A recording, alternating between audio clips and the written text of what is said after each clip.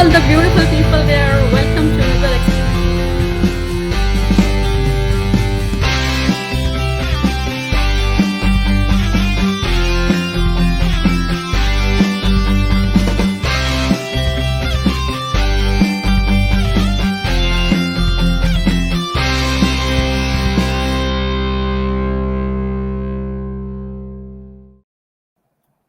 Good morning, everyone. My today's guest is a charming, well-educated woman and a dedicated politician.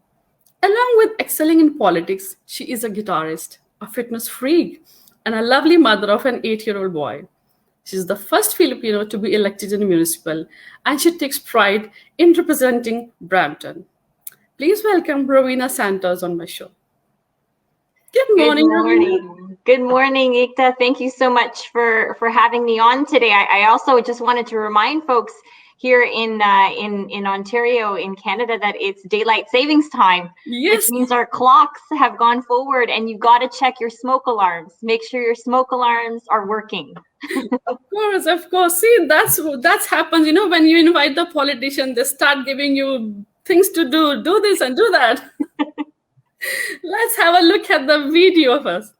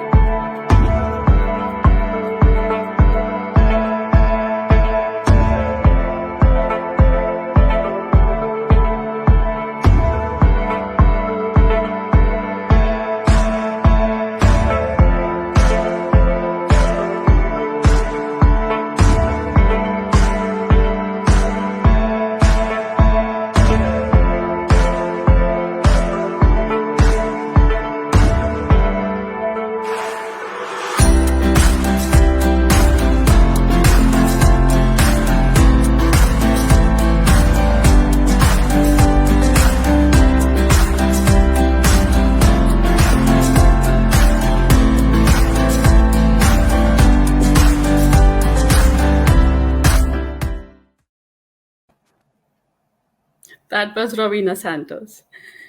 Okay, Rowena, we recently celebrated International Women's Day.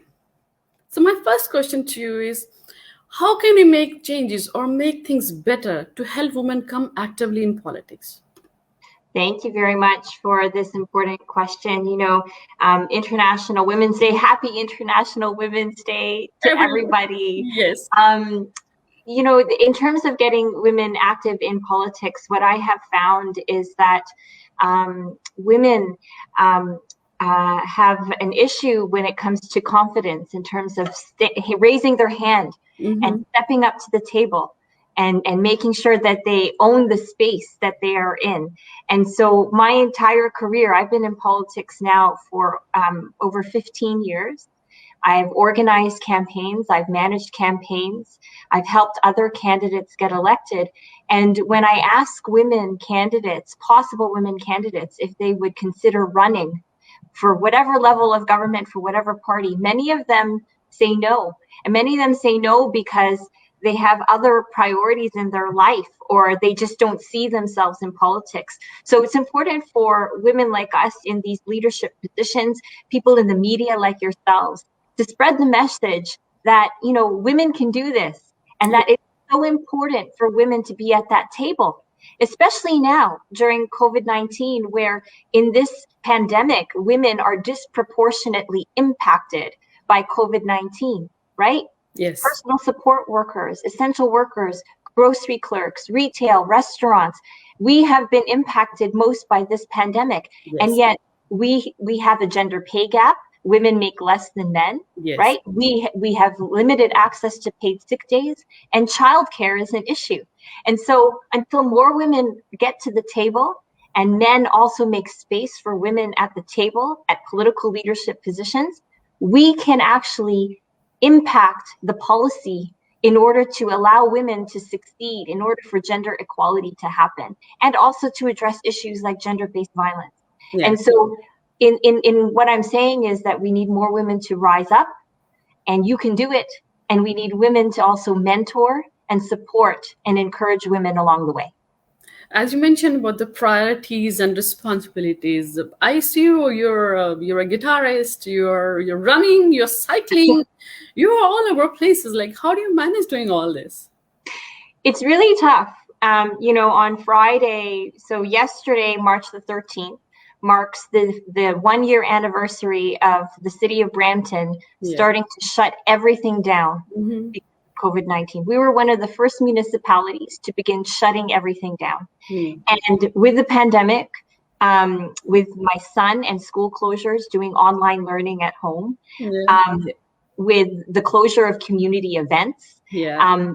you would think that we as politicians, or that I would have more time on my hands. And in fact, the work-life balance has been a lot worse. On Friday, I was on 3 different meetings all at the same time. All at the same time. I was at an FCM board meeting, I was at a TRCA meeting, and a conference call all at the same time. And it's really hard. How do you balance it? We get up earlier as women. We get up earlier, and we prioritize those things that keep us going. So with cycling and running, keeping physically and mentally active, it is so important in order to get more energy throughout the day. Yes, it helps. It definitely helps when Yeah. you regularly working out. And most important is that you taking care of yourself, which is the most important. If you're fit and healthy, you can take care of others as well. Yeah, and now more than ever, right? Now more than ever, especially in Brampton, in the region of Peel, even before COVID-19, we already had a health crisis, healthcare crisis, Yeah. shortage of healthcare support and services in Brampton. And so what we were promoting even before COVID Yeah. was preventative measures to stay healthy, to eat Mhm. healthy, to Yeah. be physically active so that you can avoid going to the hospital. Yep. Yes, I completely understand. Talking about the hospitals, Amazon warehouse recently had a very major breakout, and the city gons, Peel Health, Public Health, asked them to close down. We hope, as a team of this New Horizon Hope Foundation, that the workers are being paid the sick leave. What is city doing to protect other factory workers? Because Brampton has a lot of factories. Yeah, Brampton, one of the reasons why Brampton has had such a high case number throughout this pandemic, as well as a high positivity rate, is because a lot of our workers who live in Brampton work in food manufacturing, work in logistics, work in healthcare services. These are essential workers who don't have the luxury of staying at home and working from home. Yeah. And so they risk their lives every day. Many of them take transit, and they risk their lives every day in order to keep our country moving in terms of grocery shelves, in terms of Amazon deliveries, etc., throughout the entire country. Yeah. And one of our biggest problems is this negative reputation that Brampton has had because of the number of cases. But what people don't realize is that it's those workers who are getting sick, who don't have access to paid sick days, who Yes. likely do not get paid a lot of money, who are keeping the country going. And so our advocacy efforts at the city of Brampton have been about making sure that the government, pushing the federal, provincial government to give our workers paid sick days. The closure of the Amazon logistics warehouse in Brampton is an example of what we could have avoided if we had paid sick days. Yes. Right? Workers who are struggling to pay the rent, who are struggling to put food on the table, will choose to go to work if they are sick, because it's a matter of financially surviving or risking getting COVID. Yeah. And they will choose that. And so I think, there's a corporate social responsibility angle here. I read an article this morning that Amazon has made $21 billion during this pandemic. Boy. You would think that corporations like that would at least share, at least acknowledge the fact that that profit was made from the backs of people who were risking their lives. Yes. Even I read in the paper that this guy, Amazon guy, he makes around $2,500 per second, $2,500 per second. And then yeah. the city, I guess the city had to come in between so that the workers get paid the sick leave and they stay at home. Yeah, it's really tough. And speaking of the role of the municipalities in this, one of our biggest challenges during COVID-19 as a municipality in Canada is the limited resources that we have. Yeah. We are limited as a municipality in terms of where we get our revenue to pay for all of the services. Mm-hmm. We are not allowed to go in debt. We are not allowed to have a deficit. It is illegal for us to do so. Oh. And as a city, to be in deficit, we have to balance our books. And the majority of the revenue that we collect in order to provide the support to our residents as a city comes from property taxes. Mm-hmm. And so, if we want to help our residents by keeping property taxes low or keeping it at zero, we are then further limiting our ability to help everyone because we don't have enough resources, which is why we always ask the provincial and federal government to step in because that is their jurisdiction. Yeah. That's why the city has increased property tax this year. We, in Brampton, in Brampton, we have had a property tax freeze at 0% for 3 years. No. Zero. We haven't increased property taxes for 3 years, including this year. Where the property tax increase has come from is from the region of Peel. Mm-hmm. And at the region of Peel, that property tax increase has been driven mostly because of the pressures from COVID-19. But I understand, people also understand, that's why nobody raised any objection to it. There was no voice regarding this. Yeah, there was some empathy, some compassion on why that is. And it's really nice in so many ways to see Brampton and our community come together for that level of understanding. Yeah. Talking about the property, what is government doing to combat this issue of the rising rental prices? Yeah, the rise in housing prices has been ongoing, and certainly during the pandemic, folks had thought that perhaps the property values would go down. That's not the case. I think in an economy, if the interest rate continues to be close to 0% and mortgage rates are low, there is a demand or there is an interest in terms of investing into property. And when there is a higher demand for property, and certainly in Brampton and the GTA, there's a short supply of housing, the prices will go up. That's just economics 101. In terms of what we are trying to do at the region of Peel in the city of Brampton is try to create more affordable housing. Yeah. And to create incentives to build affordable housing. So at the region of Peel, we have the Affordable Housing Master Plan, as well as in Brampton. We are looking at creating incentives, whether that's through inclusionary zoning or through development charge waiving, etc., in order for developers to build more affordable housing. And we've also been turning to the federal government for a national housing strategy. So all of these different elements are important when we're looking at creating affordable housing in a market with high property values. I got to say, it's really difficult. And in Brampton, what we end up seeing is the increase of basement apartments and secondary units, many of which might be illegal. And that is not what we want to see, right? We don't want to see people living in conditions that are unsafe. Certainly. That's also another reason for the rise in the cases. Yeah. Yep, lodging homes, group homes, Yeah. etc. Too many people living within close quarters of each other without being able to physically distance. Yeah. Okay, I have a viewer's question. She says Brampton is a multicultural, rich community, which we all love. Why would the city council even consider naming a park after a racist city councillor, John Sprowery? Why was there even a need to name that park at the first instance? Yeah, and thank you for that important question, especially during this time, given all of the things that have happened during this pandemic. I think during this pandemic, there has been an even more justifiably heightened